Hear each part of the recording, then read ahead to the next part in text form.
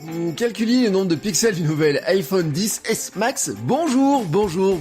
Et oui, c'est Bertrand, votre coach web. Bienvenue dans ce nouvel épisode du podcast, l'épisode 240. Oui, hier, Apple a annoncé ses nouveaux iPhones. Je ne vais pas du tout vous parler de ce sujet-là, parce que ce n'est pas du tout ma thématique. Oui, aujourd'hui, je voudrais vous parler de thématique et de positionnement. Car en marketing, en contenu, le positionnement est important, mais pas toujours facile. Alors quand vous cherchez des conseils pour créer du contenu, pour créer un blog ou un podcast, on vous parle, et je vous ai parlé souvent, de vous focaliser sur un sujet précis, de creuser la thématique, que la thématique est pratiquement inépuisable du moment qu'elle vous passionne. On parle alors d'une niche. Pas besoin de faire un long discours dessus, la niche peut être plus ou moins grande et spécifique, ça peut être le sport, le running, le trail, l'ultra trail, et on peut descendre bien en profondeur comme ça. Le monde Apple ou Android sont des niches. La cuisine sans gluten, ce sont des niches plus ou moins grandes. La cuisine est une très grande niche. La cuisine sans gluten est une niche beaucoup plus petite.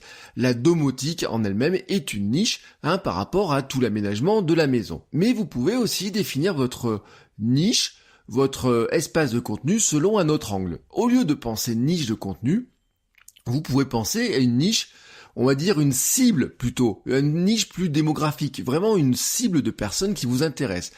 Au lieu de réfléchir seulement sur un sujet, vous pouvez ainsi vous adresser à un public particulier, défini par une série de caractéristiques démographiques. Alors c'est d'ailleurs ce que vous amène à faire les personas, la définition de personnes cibles auxquelles vous allez vous adresser et qui ont des aspirations et certaines motivations. Alors je vais vous prendre quelques exemples. Vous pourriez vous adresser aux mamans entrepreneuses, les papas qui veulent se sentir bien dans leur corps, et vous avez un exemple dans tous les kiosques depuis des années, c'est la presse féminine, qui a un exemple typique. Le magazine Elle s'est défini comme un journal de mode à la fois moderne, sophistiqué, élaboré par et pour des femmes. Il y avait le mot mode, mais surtout un magazine qui accompagne la révolution des femmes après la guerre. Et là, on est dans une thématique qui est beaucoup plus floue, puisqu'on rentre sur toutes les thématiques féminines. Je vous donne un exemple plus récent. Le site en ligne Mademoiselle, qui a une grosse communauté, s'adresse, selon ses propres mots, aux jeunes femmes plus vraiment ados et pas tout à fait femmes. Voilà, vous êtes dans cette transition entre l'adolescence et le passage à femme. Bon, quand on est sur une cible comme ça, on peut traiter de tout un tas de thématiques. Je vous en donne un dernier exemple. Vous pouvez aussi vous adresser à une cible vraiment locale, c'est la niche locale, les personnes qui habitent dans votre commune, dans votre région.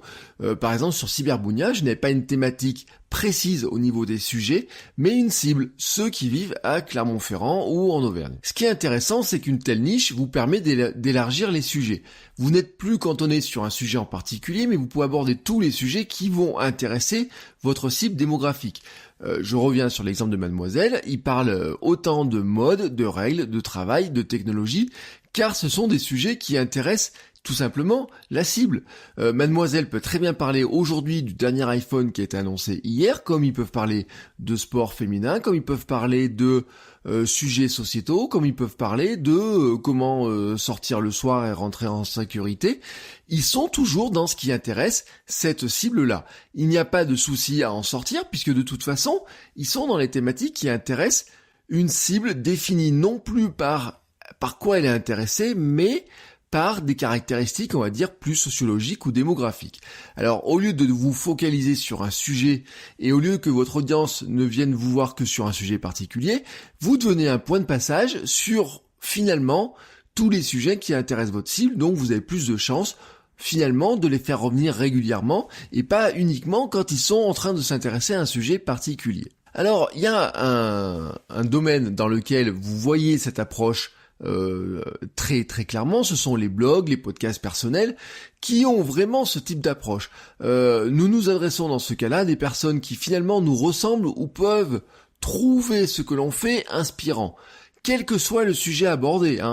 Prenez par exemple Tim Ferriss, l'auteur de La Semaine de 4 heures. Si vous regardez son blog, si vous écoutez son podcast, si vous regardez un petit peu son cheminement, il est parti d'un livre qui était plutôt sur l'entrepreneuriat et la manière de gérer son entreprise et de travailler, mais il n'est pas resté sur cette logique-là. Il aurait pu rester sur le management, l'optimisation du travail.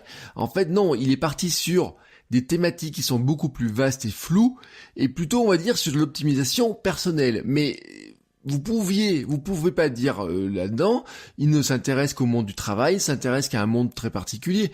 En fait, quelque part, il parle à des personnes qui se reconnaissent dans son approche et ont envie de vivre comme lui. Alors, sa cible à lui, on peut pas dire que ce sont les hommes ou les femmes de 20 ou 30 ans, même si on pourrait considérer quand même qu'il a une cible démographiquement assez jeune, ou en tout cas vous savez, qui rentre dans la vie active, on pourrait dire, et qui a pas envie de vivre la même vie que papa et maman, hein. Peut-être qu'il peut la définir comme ça, mais vous voyez qu'on est dans une cible qui est plutôt là sur des aspirations, et là il va parler de sport, de management, de cuisine, de voyage, de régime, d'apprentissage, de peur, mais il parle aussi de drogue ou de dépression ou même de suicide dans ses contenus. Et en fait, il n'est plus sur une thématique précise, il est sur un ensemble de thématiques qui intéressent une cible qui est là définie plutôt par rapport à lui, mais qu'il aurait pu aussi définir sur un plan plutôt démographique. Ce qui est intéressant aussi, c'est que vous avez un choix. Alors si vous débutez, vous pouvez partir dès le départ sur une telle cible. Ceux qui partent sur du contenu local vont partir sur une cible plutôt de gens qui habitent ou de gens qui viennent dans cette ville ou dans cette commune. Mais si vous pouvez aussi vous partir dès maintenant sur une cible en disant je m'adresse par exemple aux jeunes qui ont envie d'entreprendre. Voilà, là-dedans, vous pouvez avoir tout un tas de choses qui vont rentrer là-dedans. Vous avez les thématiques de l'entrepreneuriat, mais vous avez toutes les thématiques autour, comme comment se maintenir à la forme, quels sont les éléments culturels qui vont les intéresser, etc. Vous pouvez aussi faire la transition de l'une à l'autre, et notamment passer d'une niche thématique à une cible plutôt démographique ou plutôt plus large. C'est assez naturel quand on crée du contenu. On a tendance petit à petit, vous le savez, à partir sur d'autres sujets, on a une tendance à vouloir en sortir. Si vous regardez un petit peu les chaînes YouTube populaires, vous vous rendez compte que ce mouvement est assez parlant. Vous avez ceux qui partent de la high-tech et qui vont partir sur des sujets plus sociétaux parce que finalement c'est ce qui va les intéresser et ils savent qu'ils peuvent essayer d'embarquer leur audience dans ce domaine-là.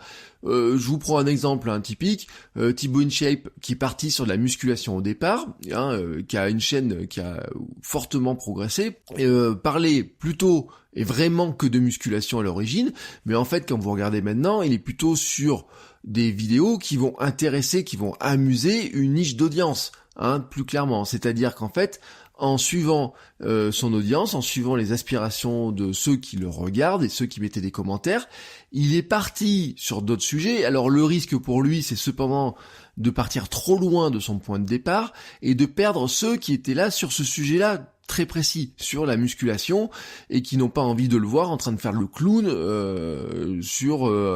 dans un parc d'attractions par exemple. Alors c'est d'ailleurs un reproche qui est souvent fait aux youtubeurs comme Thibaut InShape, et puis plein d'autres, parce qu'on va leur reprocher finalement d'aller sur des thématiques qui sont plutôt des thématiques qui se disent porteuses. À une époque, il y avait un gros mouvement, ils sont tous partis par exemple sur le jeu vidéo. C'est un reproche qu'on avait fait notamment à des gens comme Norman ou comme Cyprien, de dire oui il parlait jamais de jeux vidéo, puis tout d'un coup comme par hasard il se met à parler de jeux vidéo. Et oui, mais parce qu'en fait il est plutôt non plus sur une thématique mais plutôt sur une aspiration de sa cible et des gens qui le regardent.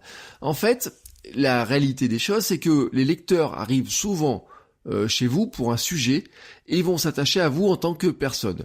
Quand vous faites une recherche sur Google, vous faites une recherche sur une thématique, vous faites une recherche sur des questions et vous allez tomber sur des personnes qui traitent ce sujet-là.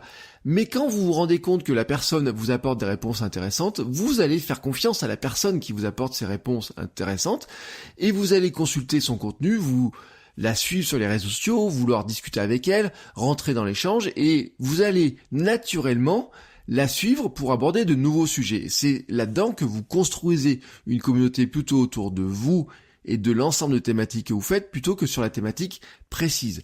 Alors, l'extension passe sans problème à condition de le faire avec sincérité et que ça se fasse assez lentement, hein. Si vous passez d'une niche très thématique et que vous voulez élargir, le risque serait de dire, si vous partez tout d'un coup, je sais pas, de la cuisine et que vous partez sur la technologie, il va falloir le faire avec un mouvement qui soit plus naturel et ne pas perdre les gens, c'est-à-dire que en donner toujours à ceux qui étaient là pour la cuisine, tout en allant petit à petit sur la technologie et en faisant le pont entre les deux. C'est un mouvement qui doit se faire assez lentement, mais surtout en étant à l'écoute des commentaires et des retours des lecteurs. Mais il se pourrait que finalement il soit assez naturel. Par exemple, imaginons si j'avais lancé un blog sur la course à pied il y a 15 ans, il serait assez naturellement passé de la course à pied très classique à une course à pied plutôt geek, technologique, avec tous les outils technologiques de suivi, de tracking que nous avons. Et c'est en fait une évolution relativement logique, c'est pour ça que je dis que le passage peut être assez logique.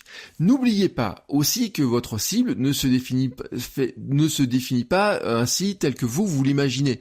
Quand vous faites des personnages, vous dites tiens, moi je vais viser des personnes qui ont entre 20 et 30 ans et qui veulent créer une entreprise et qui sont intéressées par la logique d'entrepreneuriat. Les personnes ne font pas de recherche comme ça sur Google, elles ne se définissent pas ainsi. Elles sont, finalement, c'est ce que je vous disais, vous ne parlez pas à des cibles, vous parlez à des personnes. Donc ces personnes-là, elles cherchent des contenus pour les aider. C'est vous, dans votre choix des sujets et le traitement des sujets que vous allez, et surtout le traitement des sujets, que vous allez faire en sorte que cette cible se reconnaisse en vous et vos contenus.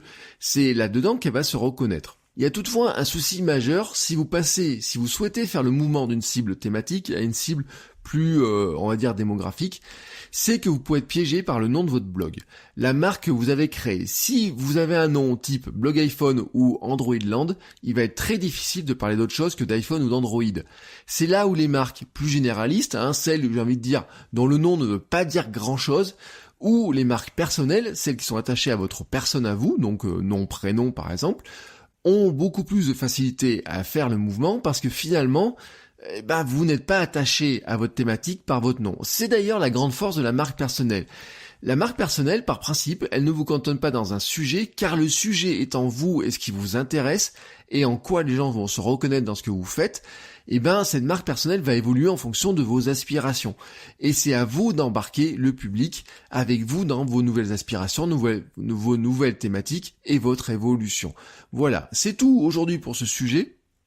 J'ai dépassé un petit peu sur le quota que je m'étais donné, mais je trouve que c'est très intéressant quand on réfléchit à tous ces positionnements. C'est un petit peu compliqué de réfléchir au positionnement et des fois on se sent un petit peu à l'étroit dans une thématique et il est bon de savoir qu'on peut aussi en sortir, mais que le nom que l'on choisit au départ, on se dit pour des questions de référencement, je vais me positionner sur un nom qui parle vraiment de ma thématique, et des fois aussi il peut vous enfermer et vous empêcher d'évoluer vers d'autres thématiques, ou alors vous saurez qu'un jour ou l'autre il faut en sortir ou créer d'autres supports si vous voulez embarquer votre audience dans de nouveaux contenus. Sur ce, je vous souhaite à tous une très très belle journée et je vous dis à demain pour un nouvel épisode. Ciao ciao les créateurs!